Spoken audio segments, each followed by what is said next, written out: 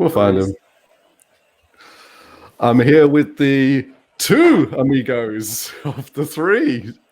Giuseppe, Tom, great to see you again. Welcome. Good to be here, Richard. We both once knew a man called Danny Marr, who's in the ether system, in the Matrix somewhere, who's going to find his way back to this LinkedIn Live, this YouTube Live very, very soon. Welcome today. Our topic, the N habits of successful data scientists. First questions, are we a bit nerdy in saying the N habits? Quick thought on that? Absolutely. Giuseppe, is this, who came up with N? Who's put your hand up if you're responsible for that? Yeah, I thought so. Yeah. I think we agreed. Our minds were thinking as one. It's good to be back. This is a repeat occurrence for us, isn't it? Jumping on a LinkedIn Live. I'm sure we're going to see some friendly faces today already coming through. Manpreet, awesome people. I think that's probably aimed more at you two, so I'll give you both the credit for that. And thank Danny, you. Also, people in the group today. In the group, amongst this group of people. Some of them. So, Richard, just a shout out to Manpreet. She is one of my adopted children that I was speaking of. Okay, no. She's Wonderful. a pseudo daughter. Oh, well, Manpreet, you're very, very welcome today. Do keep saying hello. So I'm going to pop this one up here as well. And this is the URL to go to during this chat because we're interactive. So you got your bit.ly, bit.ly/DS habits. DS habits. So load that up in the background here because we've got a live, the N habits of successful data scientists chart that we'll be referring to and that you can interact with. And on there, you'll see 9 different areas that we identified as part of the success routines for successful DS professionals. But we'll come to that in just a little moment. So I'm going to pop that up on the screen. Let's see who else is here. Tina, great set of people to listen to. Thank you so much. Looks a lot like Snow White. Thank you, Tina. Pragisha, hello, everybody. Hello to you. Jerry's here. He says hi. We've got Louis there saying this is going to be a great session. So welcome, everybody. I will do my best to shout out as and when you give us a mention. I'm going to start by doing this and adding the man, the myth, the legend, Danny Marr. Welcome. Danny. Hello. Hello, everyone. Sorry, I was having some technical difficulties. I think I'm back online now, for real. So great to be here. We'll make the most of it while you're here. It's really good to see you. Danny, let's start with an easy question. Let's get a warm-up question. Danny, what does Google not know about you that maybe you're glad it doesn't know? Oh, that's rude. I think Richard was asking me just before I dropped off as well. So I think Google might not know. Let's see. Google almost knows everything that I do because I think I don't have a Google Home or anything, but from all my Google searches, I think it knows everything. Google might not know how many plants I have at home. Maybe it does because I've uploaded some videos. Yeah, I'm not too sure. Danny, we're not really getting your dirty laundry here, are we, with the number of plants you have in your house? Let's see if we can delve a little deeper into the Danny Marr psyche today. Giuseppe, what does Google not know about you? I cannot pronounce that name, first of all, because I have an assistant here. If I pronounce the name, I risk the assistant is activated. So I say, okay, well, probably knows everything, but he knows whatever I write, not whatever I think. So I normally write in a way that he learns something different. So he knows my second life, not my first life. I'm still looking for my first life myself, so... Wonderful. Tom, you answer that question. I'm going to pull the blind down because I think I'm disappearing into the background with my super tan. Tom, what does Google not know about you? My shop is embarrassingly messy. I would not let anyone in the audience look at it until I get it organized and cleaned up. It's horrible. This is your workshop where you do your DIY, is this, and your projects, and you've got your servers in there or something, have you? I've got all the elements of my geekiness out there, and I'm a pack rat because I learned it from my mom, who was raised in the Great Depression here in the States. It spilled over to me. I'm trying to convert. Giuseppe, 4 o'clock for you in Germany. Tom, coming up to 8 a.m. Mountain Time in the great United States of America. Danny Ma, 11 o'clock? I think it's just past midnight at the moment in Sydney, Australia. So Oh, Australian, wow. You've Australian made it Eastern to Standard. Thursday. I've made it. 3 continents and 3 amazing people. I'm so glad you're here, and a wonderful group that's going to be spectating. Giuseppe, let's start with you. Tell me a habit that you've started in the last couple of years that's made a fundamental difference to your work. Well, the first habit is probably to keep on reading, keep on studying, but not in a very structured way. Initially, I was very structured, so I studied in some books from the beginning to the end. Now I'm more. I try to jump. So when I have an idea, I start looking for resources. Then I understand that there are connections, and so I try to create connections, and I keep on doing this every day. I do this every day. I try to do this also for my job, because I think that it's very helpful for data scientists to be able to make connections and to understand whether something can be immediately taken or it's preferable to change. So this is something that absolutely I do every day, and probably more than once a day. Tom, same question. What's a habit that you've picked up that you wish you'd started a few years ago? I want to echo something G said. It has to do with the connections. I love being able to connect properly the various elements in the DS knowledge space, making sure we understand how one is built upon the other, how they relate to one another. But for me, what I've been focusing on more lately is, as I look back over my career, I realize, yeah, you believed in your abilities, but you really didn't believe enough. I look at these young people I'm getting to know, and their potential is gigantic. And so a lot of my conversations with them center around be patient with yourself, be gentle with yourself. You have huge abilities that you don't even realize yet. I want you to believe that.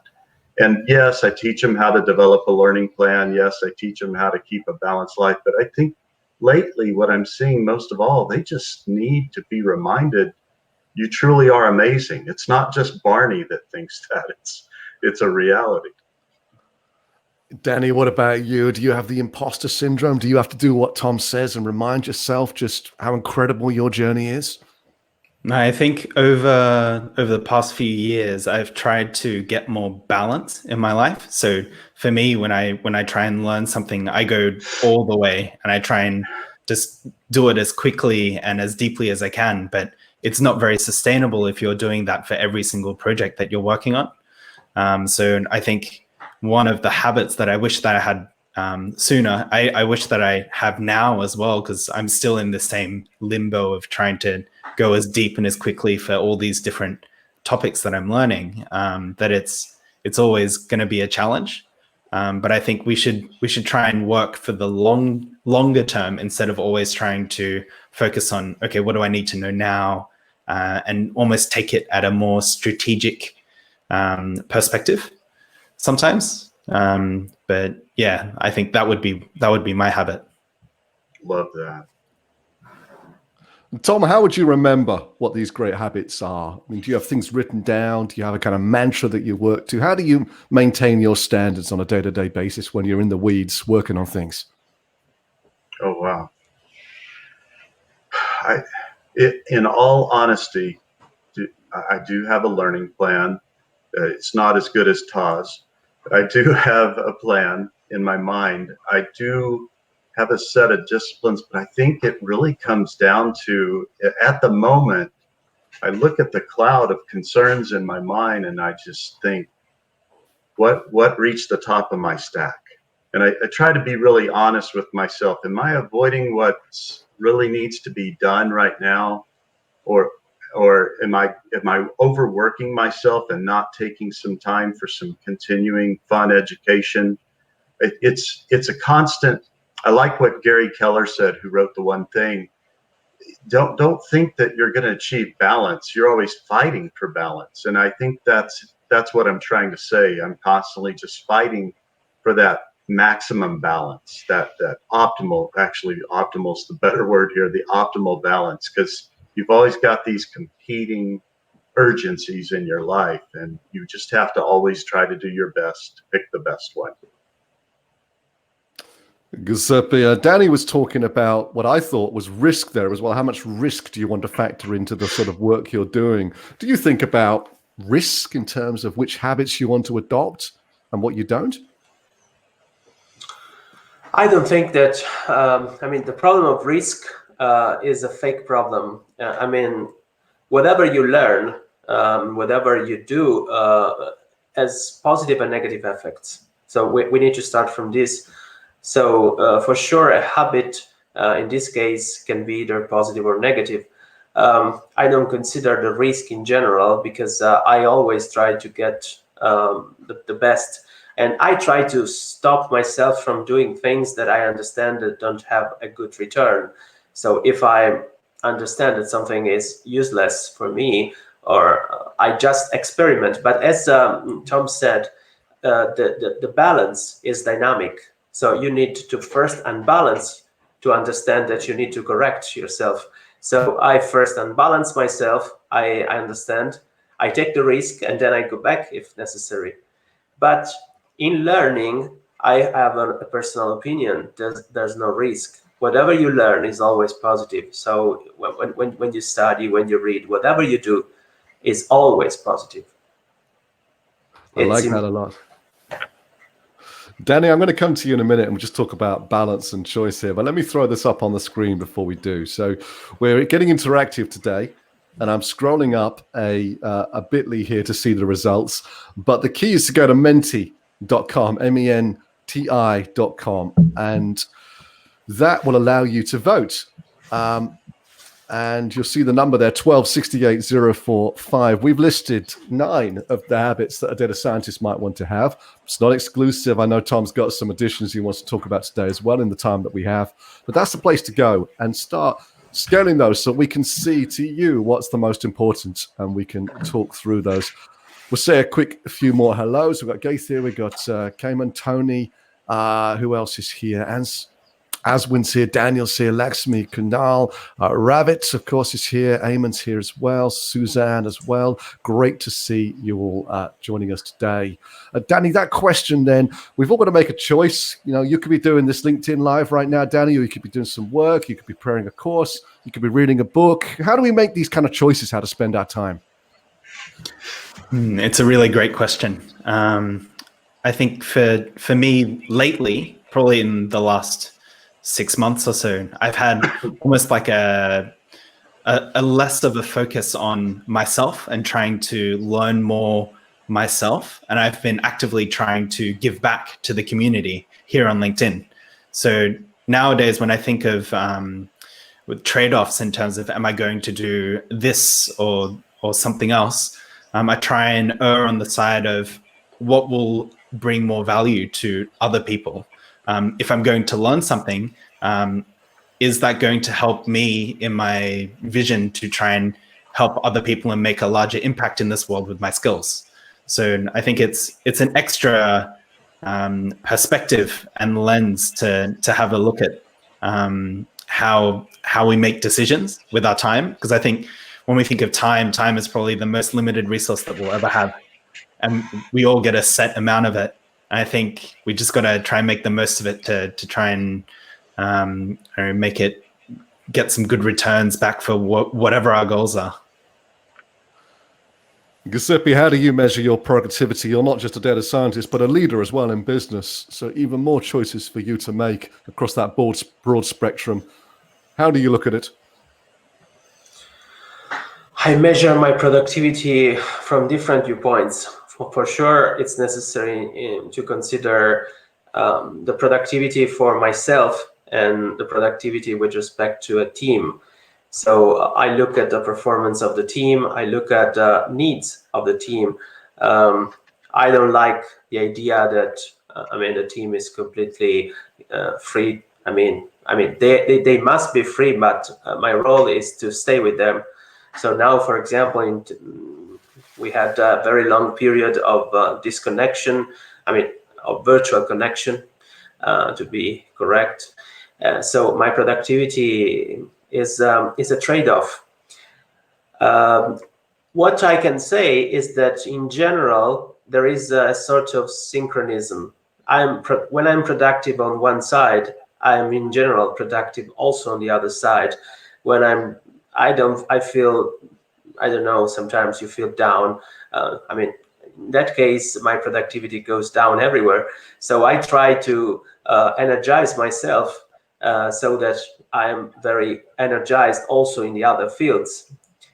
In particular, when I have to manage complex situations with other people that are extremely important for me. Tom, Giuseppe raises a really good point there, that we're describing this world as if it's good times always, but of course it's not, is it? There's tougher times, darker times, times when the job that we've taken maybe isn't the job that we thought we were applying for.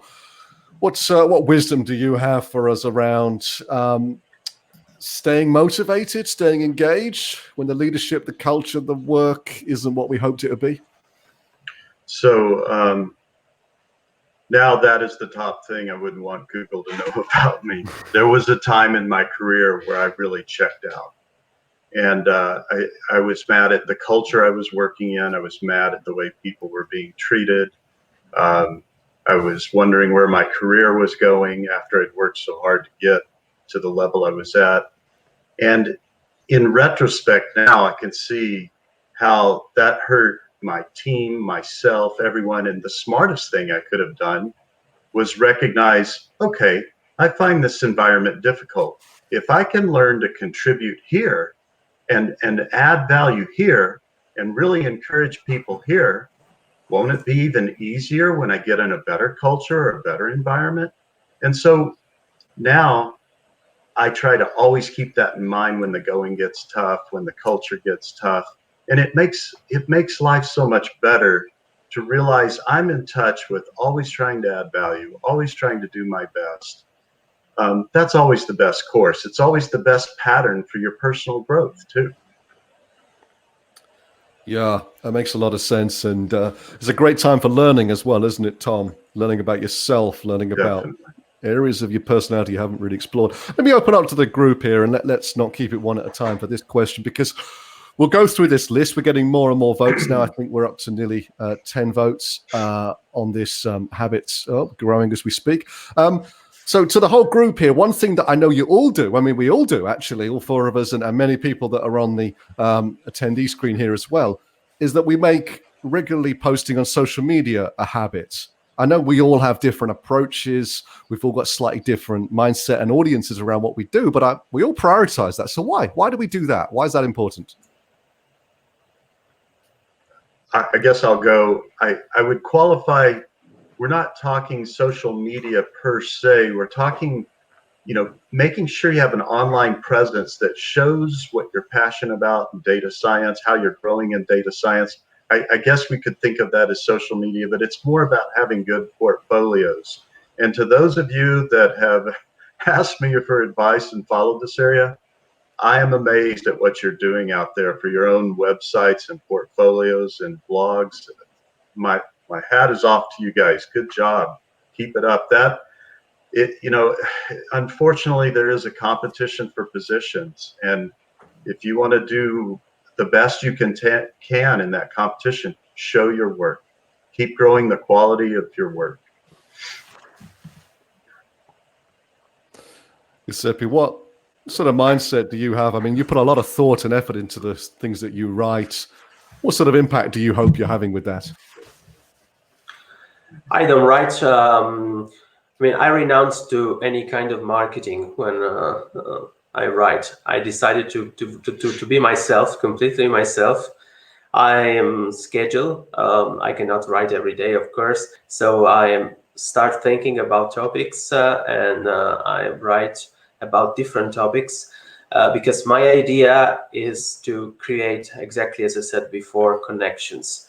I don't like the idea of doing the same things so many times, so repeating what is really easily available on other channels. So when I write, sometimes my posts are very weird, but I try to ask questions that I ask myself, and I hope that somebody can also be interested in thinking about them, maybe while commuting or during a coffee break.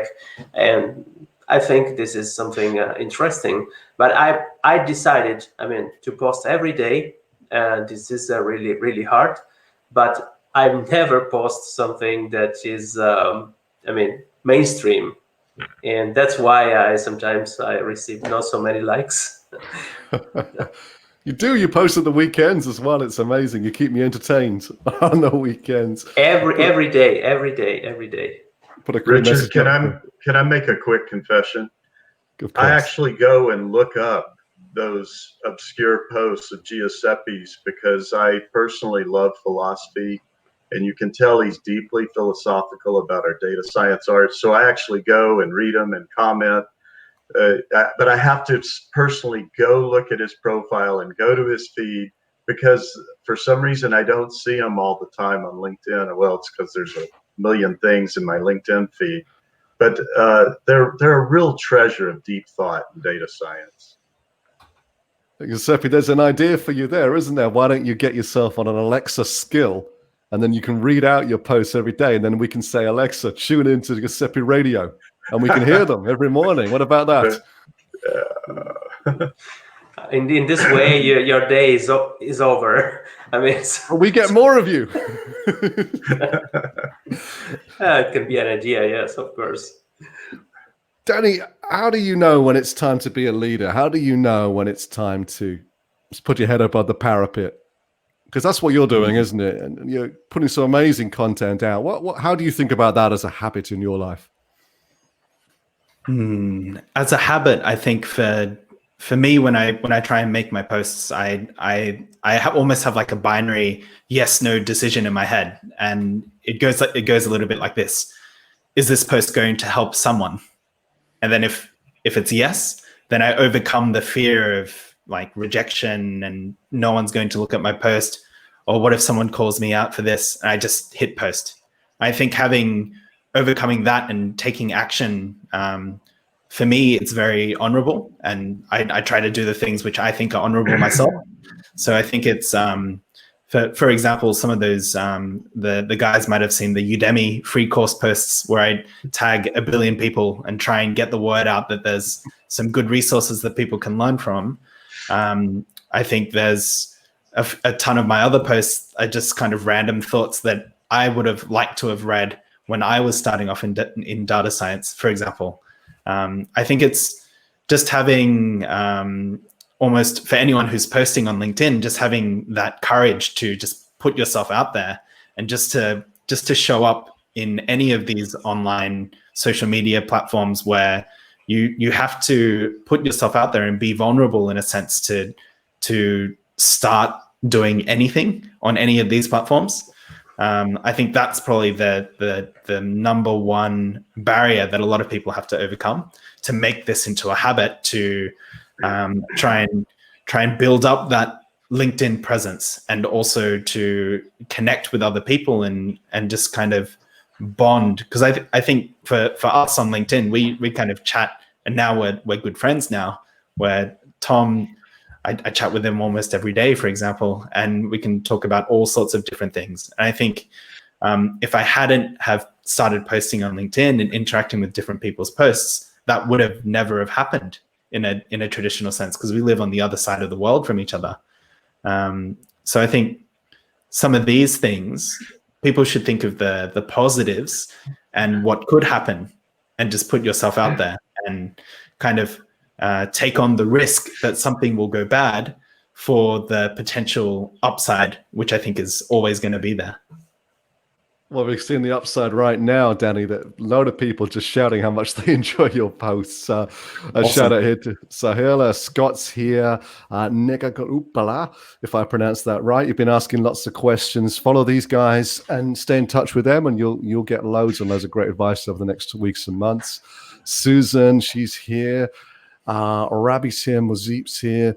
Susan was saying how much she enjoys being tagged, Danny, so make sure you remember that one. That's, will do. And Kid as well, just thanking you here. So it's a good chance for us just to put a note of thanks up. I mean, the three of you do post amazing content. It is a real honor to read and share in it. And you can see more and more love for Danny there. Some love for Tom there as well. Anyway, we could do this all day, me thanking you, but let's get some more content going. Hey, Niraj as well. Great to see you. So we have coming up to 15 different people have weighed in now on this chart that we created. So if you want to see the chart, remember where to go. You want to go to, I'll put it up here, bit.ly/DS Habits, bit.ly/DS Habits, and you will see the live chart that we are creating. So let's pick into some of these areas. Now, hopefully you'll have this on your screen. I know the guys have got it on a separate screen for them. We don't want to interfere with this panel. But we've got 9 here. We've got working on your core skills. We've got challenging assumptions, keeping up with the latest trends, avoiding the fads, communication skills, continuous learning, being a part of a strong and supportive community, helping others, teaching, and getting involved in hackathons. We have a clear winner at the moment, which is work on your core DS skills. Is that what you were expecting? Were you thinking that's where we'd start as a clear winner, or is that a surprise? I'm really happy to see that one leading. It's so important. Is that a given though? I mean, should we have even put that on the chart? Is that just an obvious one?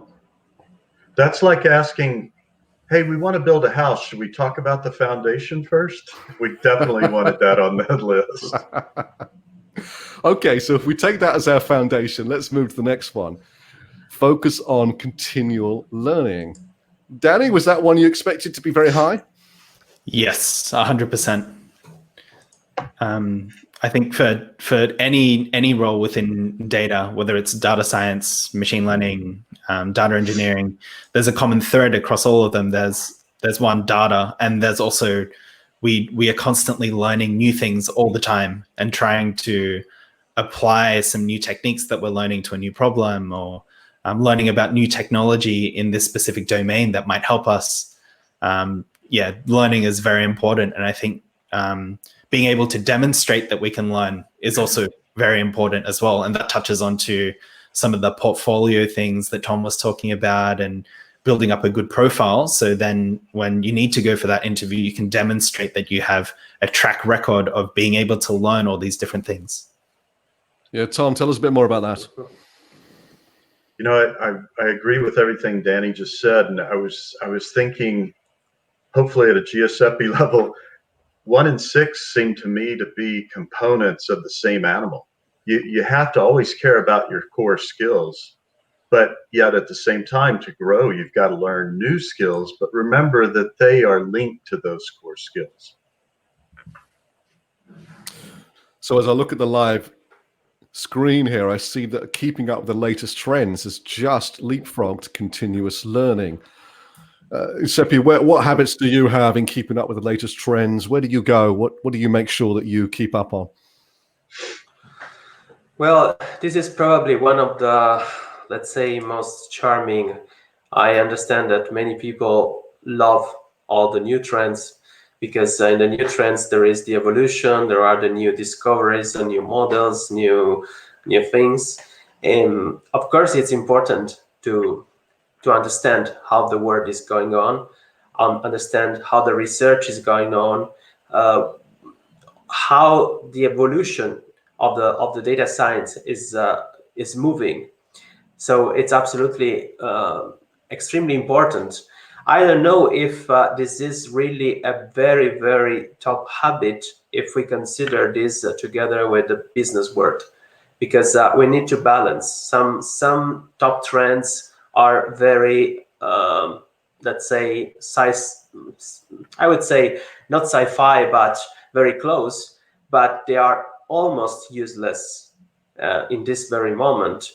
So it's necessary to balance. Again, there is the balance between trends that are sometimes temporary and they change and sometimes disappear, and a real understanding of the core. So it's necessary to stay up to date, but not becoming a follower of trends, because the problem of hype in AI is due to this, that there are too many followers of trends, and they start following a trend, then they look for another one, and then another one, and then another one, and this way they just lose energy. Some trends are going in a good direction and they consolidate, and it's important, and it is a part of continuous learning. That's why we need to learn continuously. But some trends are just trends that one day disappear. So yeah, it's important to know, but on the other side, it's important to balance, not to avoid to be too biased about GP3, for example, or these topics that now are extremely trending, and probably in 6 months they are not trending anymore because there is a GP100, I mean, whatever else. So it's important to understand the direction, not to understand the concept itself. That is what I try to repeat. Excellent points. Tom, I'm glad you've just spoken up, because the next two is being part of a strong and supportive data science community. And it's almost the same as helping others or teaching. This is an interesting one to ask you, because you could say, I don't know, what you want from a community, but you could also say it's not about what the community does for me, it's what I can do for a community. Do you think people look at it the wrong way sometimes when they're trying to find a good crowd? Maybe. I can tell you the reason I'm good friends with these two guys is because we're kindred spirits. We just care about helping the community. But I will confess, there's an ounce of selfishness to that with me. Every time I help someone with a detailed problem or a life skill problem to help them be a better data scientist, I help myself, because by having to explain it to someone else, it thickens it in me, it deepens it in my own heart and mind, and I'm more excited to go off and live it better because, hey, I just did the best I could to help that person, but I can go help myself better the same way. I can improve on those skills that I just advised on. And so I think it really is, I try to live by this mentality. It's called a best instead of the best. I don't want more than everyone else. I don't want to be the best data scientist. I want to be a best data scientist, one that says, hey, Giuseppe, I need help here. Will you help me? And Giuseppe comes to me, Tom, I need help here. Will you help me? And we help each other get better instead of trying to be better than one another. One will end in disaster. The other will end up in a better world. There's a question that I want to come to in a minute from Tina about work-life balance. Danny, what do you find on that? I mean, do you find that you need your tribe? Do you need people that are a bit more like kindred spirits, like Tom's talking about, or is that going to put you in the echo chamber and you're spending time with people who maybe think too similarly as you? Why do you walk that line? That's a really good point as well. I think when you think of joining a community, it should be, yes, you want to join with like-minded people, people who you can get along with, who you can ask for opinions, and it has to be non-judgmental. So I think that's a key thing for a lot of communities as well, where you can just kind of freely ask questions. But you do raise a good point, Richard, where you don't want too consistent train of thoughts. So then you don't get that diversity in the thought and the discussion. So that's why I think when you think of joining communities, you should also find communities that have people from different backgrounds. So, for example, we're all over the world at the moment with different backgrounds, different things that we studied, different industries that we've worked in, but yet we can still ask each other all these different questions and try and learn from each other. And I think that's really amazing. And that's hand in hand with what a really great community should be doing. And I think there are many of these communities out there. for example, the data community on LinkedIn with all of us and the other guys that are constantly posting great content is awesome. Also, I think we've got a pretty good, thriving and healthy community within the LinkedIn group, where we just kind of, everyone's out there to try and help each other, not just posting to help others in terms of the people who are reading the posts, but we're also interacting with each other to try and improve what we're doing, how we're delivering some of the content, and also helping with some of our business initiatives also, which I think is really cool. Danny, what sort of confidence does somebody need to contribute to a community? There's still that imposter syndrome, that am I any use? Am I any good? How did you personally go from feeling that maybe you didn't want to share to really putting yourself out there and doing your best to be useful and valuable?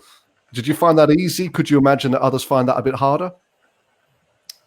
Yes, I definitely think that for people coming up where they're not too confident in their skills and they're afraid of people pulling them down and saying bad things about what they're posting and all of those things, I think being parts of a community where it's very welcoming and you see a lot of people posting who we haven't seen before, but they start interacting with some of us in the comments. They start posting up and tagging some of us and asking for our opinions. I think that's really cool and really admirable. I think there's also, for example, I've had a go at creating some of my own communities for specifically that crowd of people who are starting their data journey. And I wanted to build some sort of space where people could feel safe in starting some of that LinkedIn posting, for example, or starting to ask others for help for the first time instead of learning by themselves or learning from books. And I think having the vibe of the community is very important in terms of it has to be very welcoming. It has to feel like you're not going to get cut down or flamed in any way if you say the wrong thing, because we're all human in the end. Like, we're going to make mistakes. And I think the more mistakes you make, the faster you learn. So it goes hand in hand. It's like a chicken and egg thing. Yes, and you're right. And G-Name has just said, we are all from such different backgrounds across this world. It is an incredible community, together and separate as well. Tom, one clear factor on this list that we have that's quite a bit lower than the others is to getting involved in hackathons and challenges. So I don't know whether I'm surprised to see that so low. And of course, I wouldn't expect every one of them to be on a full 5. Is that fair? Is that maybe not the best way to spend time? So I've seen this micro trend among our social media, among data scientists, as you call it. It's kind of bashing some of the competition type things and such, and like I don't get it. I mean, I do agree that that's not real life necessarily with the data. I mean, the data wars that we have, getting to be friends with our data and our separate companies, the 3 of us, those are real, and you can't learn those necessarily in a competition. But I think the competitions are awesome, and the hackathons, they push you. They develop some new skills, some new relationships with people. I made a great friend, several great friends in the last Building with AI hackathon as a mentor. Loved being part of that. I was so impressed with the competitors. And so it's just one of the treat it as something in your growth toolkit. They're great. Just don't try to do only that, is what I would say. Anybody agree, disagree with Tom's sentiments? Oh, I can. Do you want to go first, Giuseppe? No, I agree. I'm saying. I think so people often bash Kaggle competitions as like they're not useful. They don't mimic what we do in real work. But I think for the parts in Kaggle, say for example, you need to learn how to do the machine learning pipeline. Kaggle is probably the perfect place to learn how to do that, because that's the main focus of Kaggle. You try and build great machine learning pipelines to beat the model score. And I think it might be from people who haven't had the experience of actually tackling a Kaggle problem, like whether they've actually participated in any, and they've just got this perception that, oh, people who do Kaggle, they don't understand how their solutions work in the real world. But I think it's a bit short-sighted in that sense. Of course, there's going to be a lot left on the table in terms of other skills that you can learn elsewhere that aren't in Kaggle. But for what it is, I think Kaggle's really great, and they're trying to expand a little bit more to do some of those like the kernels for data exploration or different things like that, where they provide data sets where people can take a look at. So I think it's wrong to say that competitions like Kaggle is not that great. And in the same way for the hackathons as well. I think if anyone's participated in a hackathon, you know just how hard you're going to work in that hackathon, and it's a real pressure situation. I think it's the same thing, where if you haven't had the experience of doing it, you might easily look down on people who do those things and say like, oh, when will they actually use those skills in the real world? But you're building skills where you don't know where you're going to use, and you don't know when you're going to use them. I just think it's a great experience to have a wider experiential learning as well. So I think they're very valuable. Wise words. I'll just take a quick left field question from Scott, because it'll go back to what we're just talking about. So Scott Taylor says, dealing with trolls, any quick piece of advice for nefarious comments? Tom's laughing. Tom, you got a story? Please let me go last. You might see a different side of me if I start answering this one. Aha, okay. Danny, you must have had a few people that you've had to, Yeah, I've had a few run-ins with a few trolls in my day. I think the best way to approach it is, I think firstly you have to acknowledge that someone's trying to do you some harm, and try not to react too emotionally to it. I think that's probably step one, because it's very easy to just jump right in and write back a nasty comment, and that's probably not what you want to do. I think the best way to respond to any negative comments or anything on the LinkedIn or wherever it is to always respond with a lot of positivity.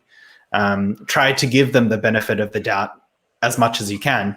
And then if worse comes to worse, you can always try and hit them back with a meme or something, or some sort of little joke that kind of points out that they're trying to troll you in a very aware sort of way. So I think it's almost part and parcel. The best way to deal with the troll is to be a troll at the same time. So be more troll. Yeah. With a smile on your face, of course. Yeah, I think it's just we're on here to, yes, of course, we're on here to try and build up our profiles and to build our businesses and do all that sort of good stuff. But I think when you're real about some of the things that you're writing and some of the comments that you're having, I think your authenticity just trumps any of the sort of stuff that any of these trolls could say. So just try and respond authentically with. It doesn't matter if you say something negative or whatever it is. It has to be you responding. So I think don't worry too much. I think it's the more popular you are, the more trolls you have. It's like it's a direct correlation. So you should be happy in one sense. There we go. How many trolls have you got? It's a sign of success. Tom, this is quite a God-fearing crowd here, so I'm imagining we're all fairly polite and kind. But Tom, is there some bodies hidden somewhere from people that's So if you troll me, I'm like, whatever. But someone trolled one of my adopted data science daughters. So one of the people that I mentor, she's super talented, and I'm not going to mention her name so people can't go look this up. But oh man, I was on fire, and I was staying polite, but I was doing every philosophical trick in the book to lash the guy, and he ended up deleting his comments, and it deleted all of my hard written, careful retort. And but I wish that I would just always remain gracious. You're right. It's a sign.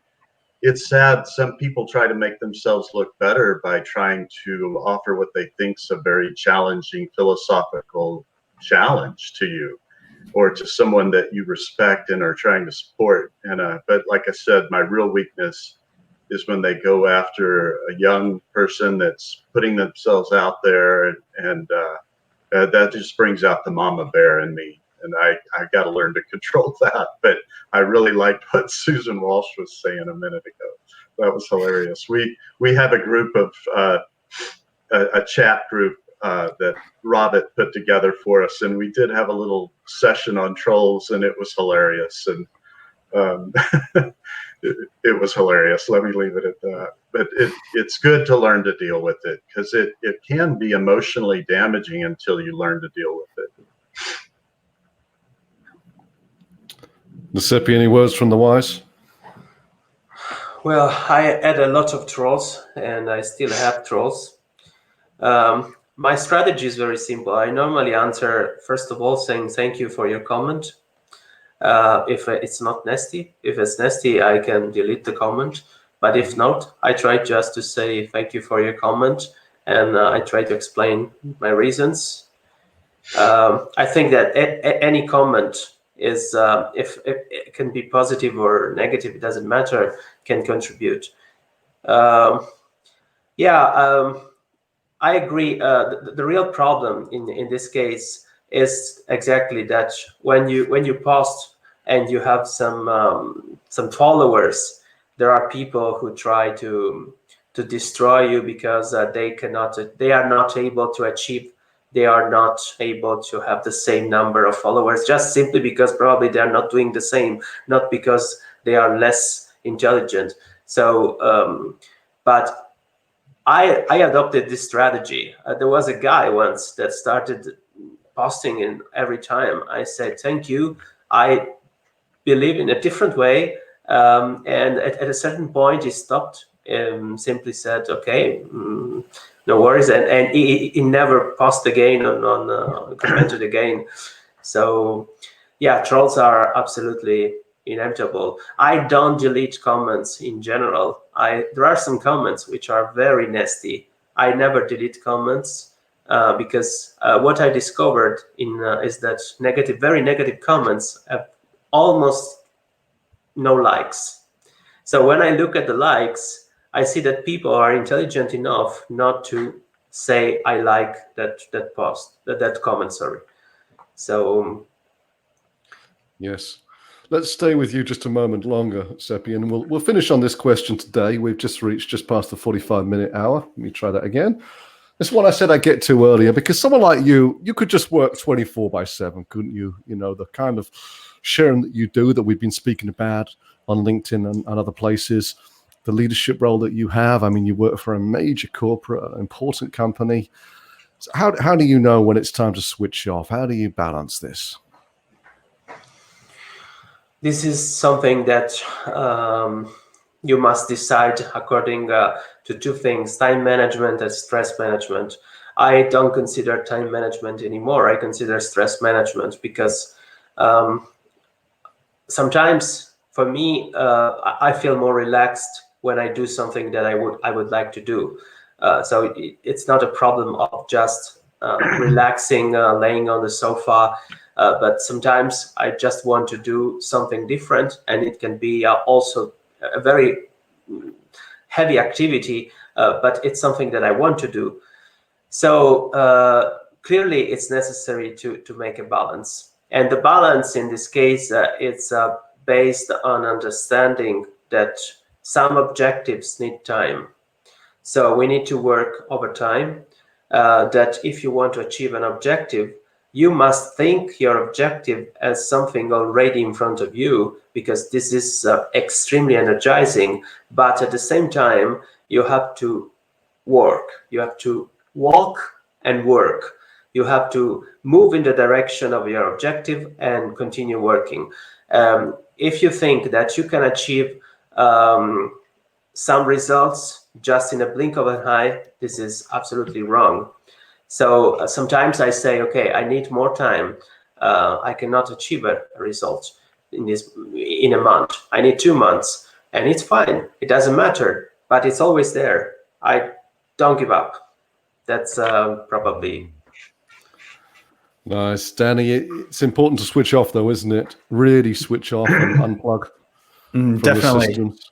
Are you doing that? Are you making sure you do that at the moment? I'm probably one of the culprits of not doing that. I think I'm like always on. I think one of the things that I've tried to balance a bit better is to try and manage my attention a bit better. So I think there's all these different theories in terms of how you can manage it, but I think there's almost different levels of where you can use your brain power. And there are moments when let's say we're coding up something really difficult, where you just need to stay in that zone. And if you're aware of your energy and your attention, and you know that it's going to take you a while to get into that zone, you can make better decisions whether you actually start working on something really difficult if you know that you have, say, only half an hour to work on it before you have to get out and buy groceries or whatever it is. And I think being the more I tried to focus on organizing my time in that way, with my energy and my attention in mind, as well as trying to avoid anything where your attention could get dragged away. Say, for example, WhatsApp messages or Slack channel messages or all sorts of different things on LinkedIn.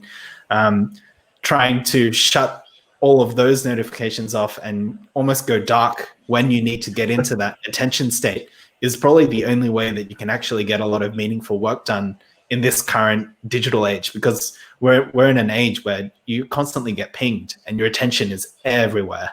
And it's the challenge is just being able to focus and get the thing done that you really need to do without any distractions. Tom, take us home today. Yeah, I don't know. Danny, you just stole one of my terms. No, maybe we invented it together in our many, many chats, but there's times where I'm talking to people I love and care about deeply on LinkedIn, and I just have to tell them, okay, going dark for a while. Meaning, I love LinkedIn. I love being connected with everyone. They inspire me, they encourage me, but sometimes it's that balance thing. I got to get back to, oh, I just went imbalanced a little. I got to recover it. Going dark so I can work for my awesome company, so I can fulfill the duties of my awesome role. And yeah, I just have to go dark sometimes. That's nice. A great habit there at the end. Go dark. Andrew Jones. I agree. I need to be working, but here I am. Here we are too. Right, Andrew. Andrew, you've reminded us that we probably should get back to some work, but what an incredible 52 minutes, gentlemen.